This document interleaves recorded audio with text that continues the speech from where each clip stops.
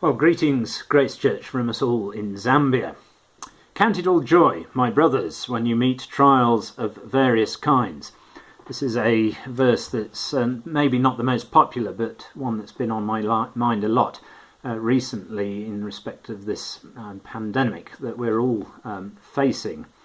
It strikes me that this is quite a different situation from others that I've faced, or other fears or other concerns that I've faced in the past, and particularly thinking of the recent past of our time in Africa, in that, this is now a global problem, not a local problem. And so previously we've faced some slightly concerning things while we've been out here, but there's always at the back of my mind been that thought of, we've got a plan B, we've got money, we've got resources, we've got an ability to get ourselves back to the UK.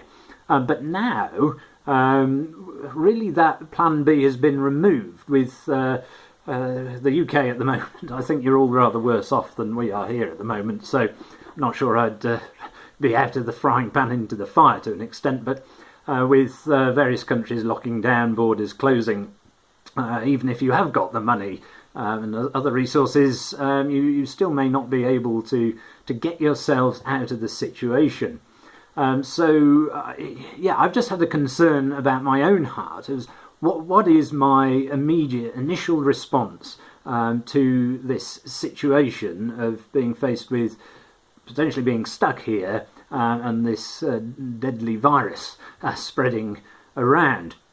And I found that my immediate response is to look to, what resources have we got, what food have we got in stock, what medical supplies have we got, what things have we got that could be repurposed for medical situations, what plans and policies have we got in place. And I found that looking to those things, the result really is fear, because those things are impotent to provide, to protect, to give life in the worst of cases that one could imagine through this virus. So that's then exposed in me this certain distrust or faithlessness in my walk with God, which is very strange, because we're looking to Him, we have faith and trust in Him and want to follow Him, and have been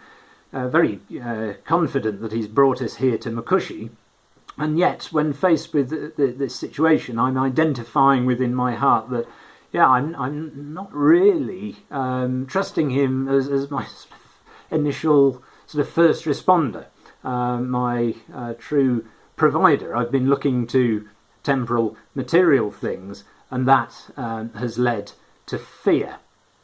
So I'm considering it joy then in this trial, because we're having to be steadfast, because this thing isn't a quick, short-lasting situation. We don't know how long it will go on for, but I'm praying that we will be steadfast, and as we're doing that, learning to trust in God, learning to put our faith in Him, learning that actually He is the one who can provide. He knows what we need, and we can turn to Him first and just recognise, yes, we're in His hands. He is our provider. And then out of that, maybe He will prompt us to go and stock up on some food, or get certain pieces of medical equipment that could be useful.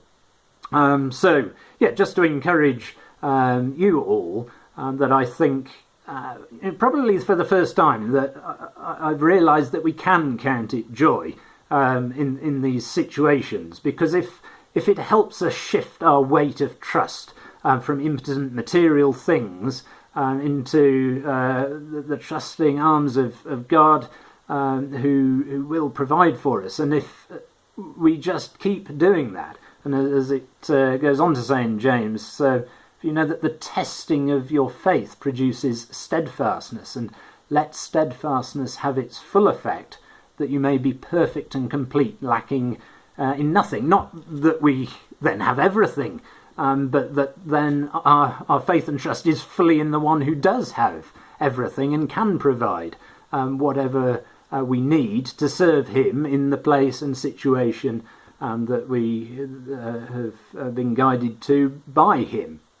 So we need not fear, because God gave us a spirit not of fear, but of power and love and self-control. And my prayer is that the church, Grace Church, the church here in Makushi, will walk in the truth of that, and that we'll be beacons of light and love and hope and peace and joy through this, and that we would shift our trust from man's systems and resources and creations, and put it evermore into God, who is the one who rides through the heavens to our help, through the skies in his majesty. The eternal God is our dwelling place, and we know that even if everything else does fall away, underneath are his everlasting arms. So God bless you, Grace Church. Much love to you all from us in Zambia.